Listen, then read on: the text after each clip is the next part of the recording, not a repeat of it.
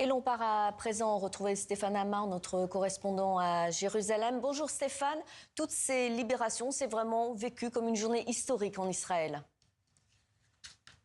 Oui, absolument, une véritable journée historique. Alors, à double titre, il y a bien sûr la libération des otages. On a vu ces images extrêmement émouvantes sur la place des otages à Tel Aviv. C'est la fin d'un long cauchemar, c'est l'expression qui revient souvent ici, un cauchemar qui a duré 2 ans, où les Israéliens massivement, il y a eu des libérations, mais qui étaient toujours des libérations partielles. Le Hamas gardant des otages en sa possession, et cette fois-ci, eh bien, c'est bel et bien terminé. Tous les otages sont revenus à la maison.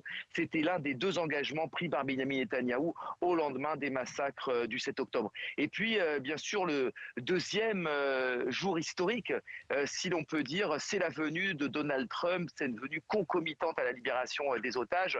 Il vient de terminer de s'exprimer à la Knesset devant le Parlement israélien. Il a été ovationné par les députés. Donald Trump est réellement l'objet d'un culte ici en Israël. En tout cas, on lui est extrêmement reconnaissant d'avoir joué ce rôle et d'avoir permis cette médiation qui a conduit à la fin de cette crise et on l'espère à la fin de cette guerre. Le président américain Donald Trump a répété que la guerre était finie à Gaza. Est-ce que cela signifie que c'est vraiment la fin des combats ?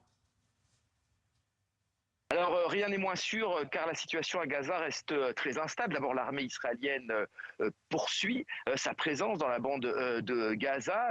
Elle reste en bordure à la frontière entre Gaza et Israël et elle se réserve le droit d'intervenir si jamais elle le jugeait nécessaire. Et puis, le Hamas est dans une position extrêmement délicate car l'accord signé prévoit qu'il doit être démilitarisé. Or, nombre de ses chefs refusent cette démilitarisation. Il y a aussi des luttes internes, des luttes intestines à l'intérieur de la bande de Gaza entre le Hamas et des groupes armés rivaux, armés d'ailleurs pour certains d'entre eux par Israël. Et puis enfin, les pays arabes envisageraient d'envoyer une force armée à l'intérieur de la bande de Gaza pour tenter de soumettre le Hamas. On le voit, cette guerre n'est donc pas tout à fait terminée.